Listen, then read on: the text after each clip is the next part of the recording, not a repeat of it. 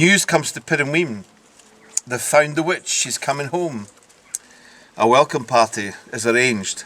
She gets past the gates of Pittenweem on the 30th of January, a Saturday.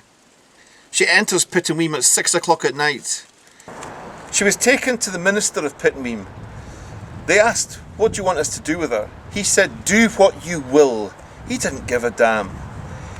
By this time, a mob had gathered, a mob in the town, mainly children of the minister. He had 11 children of his own, grown-up children. And they now manhandled the woman.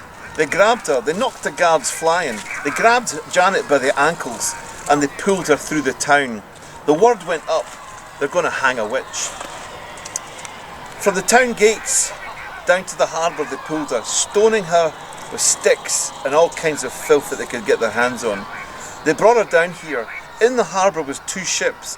One belonged to a Mr. White, just happened to be Janet Horsborough's husband. Here they tied Janet from a rope to the mast, and from the shore they could pull the rope tight and she'd come out of the sea. Let it go, she'd duck in. This is what they did with her. Every time she was in mid-air, she'd be hit with missiles and stones from a mob, now on both sides. The entire village was down here now, having fun. This carried on for 4 hours.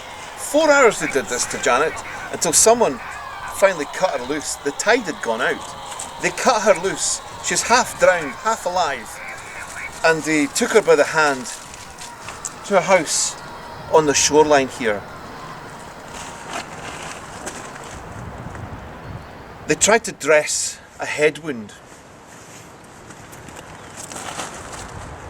but the mob wasn't having that.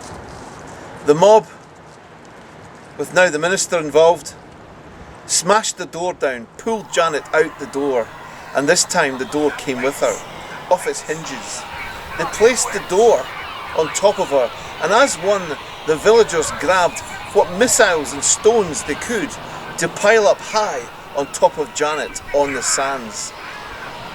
The stone's weight crushed poor Janet, and she died that night on that spot.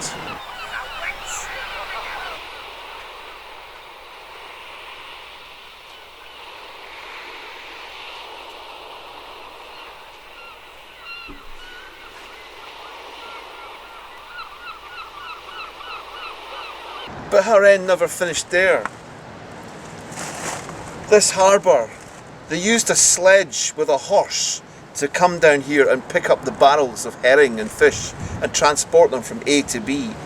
They now brought forth this horse and this heavy sledge and sliced it across the dead remains of Janet Cornfoot, slicing her to pieces, running about with what they called trophies to the families of the other witches in the town. Isabel Adam, her house is behind us now. She was threatened, knocked on her door and threatened that this is what was going to happen to her also.